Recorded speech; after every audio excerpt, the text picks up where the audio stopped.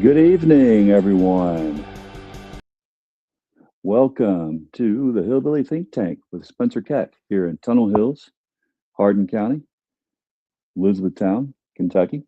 I am running for Hardin County's magistrate in 3rd District.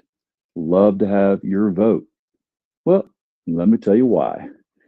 Now, tonight, I asked my wife, what should I talk about? She said, what's going on? I said, well, I've been out all day at the gun range and other things, so I'm not quite positive. She's like, well, why don't you do that? Just talk about positive, something positive. I'm like, okay. So, you know what? I'm absolutely positive that Donald Trump wants to go kill our sons in order for us to forget about and ignore what he and Epstein did to our daughters. What do you think? All right. Yes, I am plagiarizing that from an acquaintance of mine. Hopefully, that acquaintance won't mind too bad. But we need to release those unredacted Epstein files. On another note of positivity, we know that, hey, they're in Louisville, Jefferson County, just elected to District 37, Democrat Gary Clements. He is a union leader, and he's also an Army veteran. Cannot beat that. And he won by a landslide, 47-5. So good things are happening. Change are coming. Well, that change that's coming means no more mistreating the daughters of America, the daughters of Kentucky, because you're rich and think you can get away with it. Yeah, we're going to get those unredacted files. We sure are. And we're also, thanks to this election, we are starting to head down the path of caring for labor here in Kentucky. Care for the working man who rolls up his sleeves every day, does something, gets dirty. The real America. We are it. So, hey, Jacob Blaston, see you there. What's up? Well, what's up is the Epstein files are slowly being released. They're supposed to, we're at that point. It's supposed to all been released. And what do we get? 200 pages of just black ink. Everything's wiped out, redacted. Can't see who's in it, who they're writing about. Still getting more photos showing some salacious crap. Some of it's nothing. But, yeah, okay. John, if John Doe says that there is nothing in the Epstein files, okay. If you believe that, then what was all the hoopla all this time? Why is it all redacted if there's nothing in there? Come on, you got to be smarter than that. J Ward sounds, not a single name. Well, not a name that they want to show us, right? We already saw today that the acting assistant deputy there in the DOJ said they were going to take out any conservative names and only leave in liberal names. I'll tell you what, I don't care if you're conservative, liberal, moderate, doesn't matter. If you did something with Epstein to these young women, out of there. You need to be in the can. Doesn't matter who you are, how big your name is. You've got to go to jail. That's just what it is.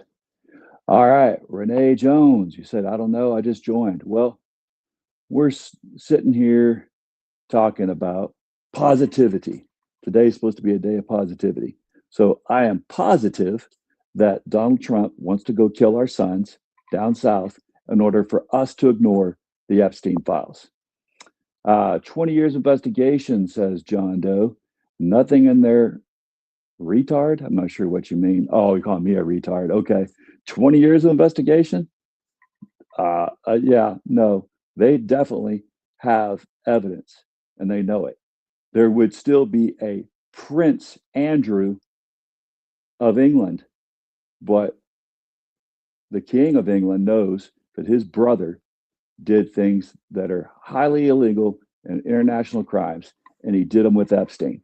And he's not the only one. So, yeah. But all right, Renee Jones, I feel you. We don't have to like politics, but we do like the idea of electing folks like Louisville just did that are veterans. He's an Army veteran that just got elected, and he's also a union man. So, as we said, he rolls up his sleeves to work. That is Gary Clemens, just elected overwhelmingly there in Louisville. So the tide's turning, guys. Hey, Stacy Bell. Hi. Good to see you there. Tides are turning, and we are going to make a change in this nation. We're going to hold the rich responsible, right? No more getting off scot-free once you're preying on young women, any women, but especially kids. You're preying on kids, you have got to go to jail. That's just all there is to it. Doesn't matter what political party you're part of, you got to go. So now, more positivity. Hey, it is the season to be jolly, right? So, what else is there to be happy about? Well, we can be happy about that since those 1,600 people have been told here in Hardin County that they're going to be laid off. Our governor is working to make sure that they can be employed within 45 minutes of that plant that is being shut down in Hardin County. So, all right, that's a note of positivity. I'm also very positive about the fact that now that Gary Clemens has been elected, that's the same district that I actually teach in. So I'm happy and positive that my students are going to see good results, that we're going to actually have a leader in there that understands that teachers, like all the folks that I teach with every day, they actually care. They're in it for the heart of the matter, which is we want to see kids succeed as adults. And how can you do that? You got to start off with your foundation in public school being great, having folks who surround you with positivity and with caring about their future. And we do. That is why I'm so happy that what I get to do in JCPS every day at Jefferson County Public Schools actually help. And I want to be able to bring that type of positivity here to this county. Right? I want to be able to see the teachers here get their pay raised up to the same that it is in Jefferson County. That's why I'm running. All right. Well, Renee, I was homeschooled from the 7th grade all the way to the 12th grade. So I appreciate you say sorry, but I'm homeschooled, not public school. Right? It is what it is. The reason that I went and decided to do a whole career switch back in 2021 was I saw during COVID what happened when my kids were homeschooled during the COVID outbreak. And I'm like, man, I've got to go make a career switch and become a public school teacher because I know that the foundations, making sure you really have strong math knowledge, that those foundations in elementary school, middle school, high school, they got to be strong. If you lose any point along the way, you lose those fundamentals, then you're going to struggle for the rest of your life. I know that I was good at reading. So by the time I started being homeschooled in the 7th grade, my extremely strong reading skills helped me to teach myself anything that had to do with English language arts or history, social studies.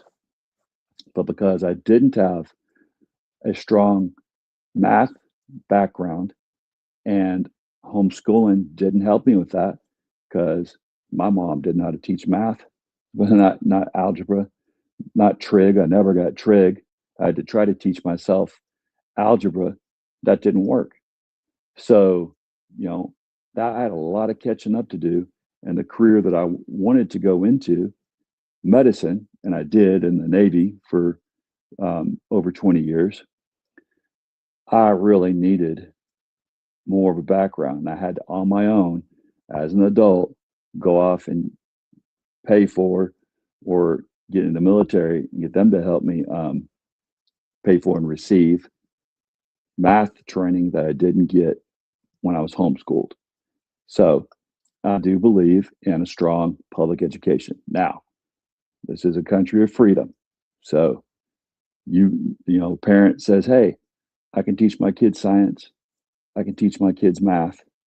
I can teach them how to read and write with full understanding and knowledge. Hey, that's your choice, right? But I want to make sure that everyone has opportunities that I missed out on. Right? I had to really do a lot of catching up when I got out there on my own. Now, did I still make a good career in the Navy? Yeah, I sure did. But I want to make sure that no one has to struggle the same way I did. And we're all going to struggle in life, but we shouldn't be set up to have to struggle in adulthood on things that we should have surpassed in childhood. So Renee says, we're almost exactly the same, but if I'm eighth grade pre-algebra and I'm struggling with that, but English and language arts and history is fine. Yep. And that's how it was for me. So, right now I'm an English language arts teacher. I'm certified to teach social studies, and I'm also certified to teach health sciences.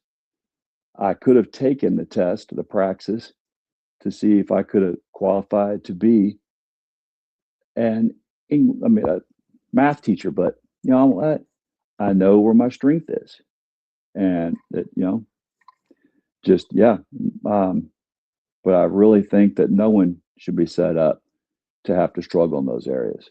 So once again, that's why I made the career switch. I have not had as much camaraderie as I have teaching JCPS. I haven't had this much camaraderie since I was in the military, because we're in the trenches, just like I was in the military. We're in the trenches trying to pull these kids up and out of some really tough situations. We got a lot of kids that are going through trauma in their life, going through extreme poverty.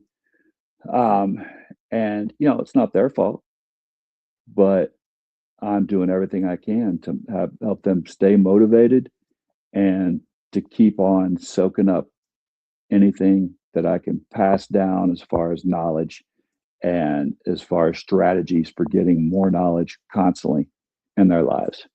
So that's my life right now. And I believe that since we have elected Clemens, we're going to have another voice for us, regular working folks, there in Frankfurt.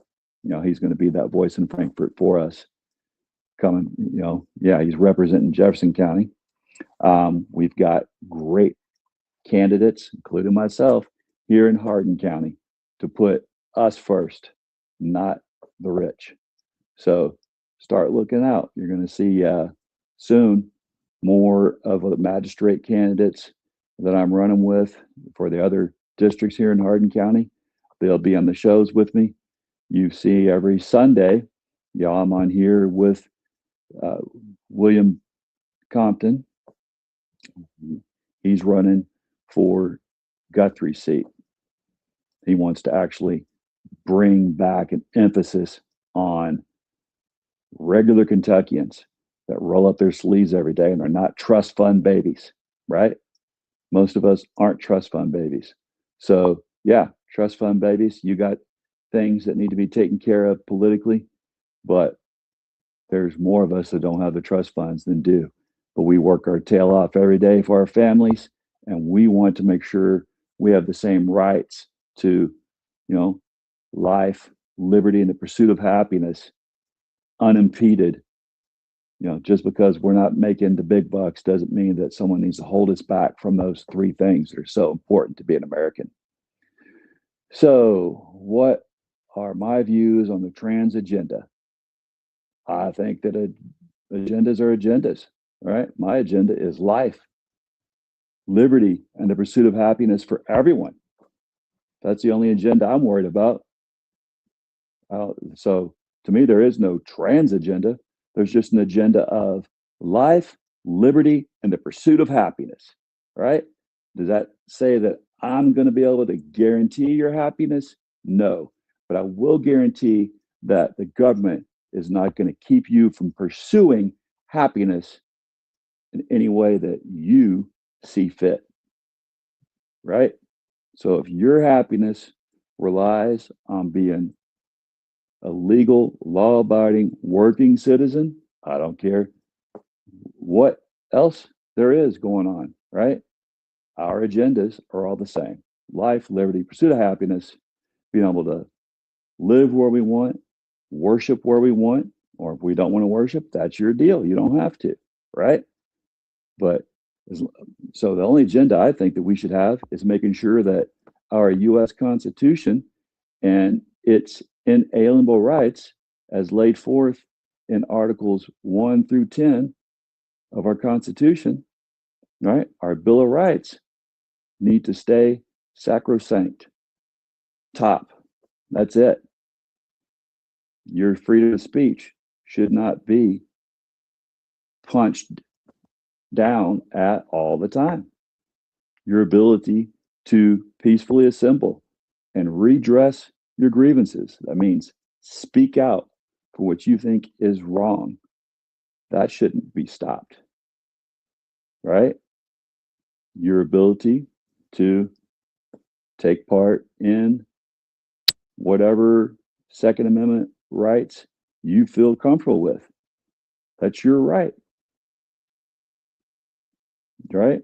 The ability not to incriminate yourself, Fifth Amendment. That's your right. The right not to have to give someone to put troops in your house and say that, oh, you have to let them stay in your house with your family and eat your food.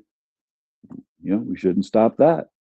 We should keep on having our rights not to have to quarter troops in our house like the British used to try to force us to do. So, yeah. So, all right. Renee says the only agenda I believe in is straight happiness, praying, and living. Cool. I'm not sure what, yeah. Well, that's your agenda. That's awesome. And happiness, praying, living. Again, that's back to the First Amendment. So why would anyone not believe in the First Amendment? I'm not sure. But I know I believe in it. I know that everyone that is running with me to be a magistrate, they believe in it. William Compton, he believes in it. So yeah, those are the people that right now we're just focusing on Americans being able to afford to live in this county, in this district, in this state. We're positive about that, and everyone else should be too.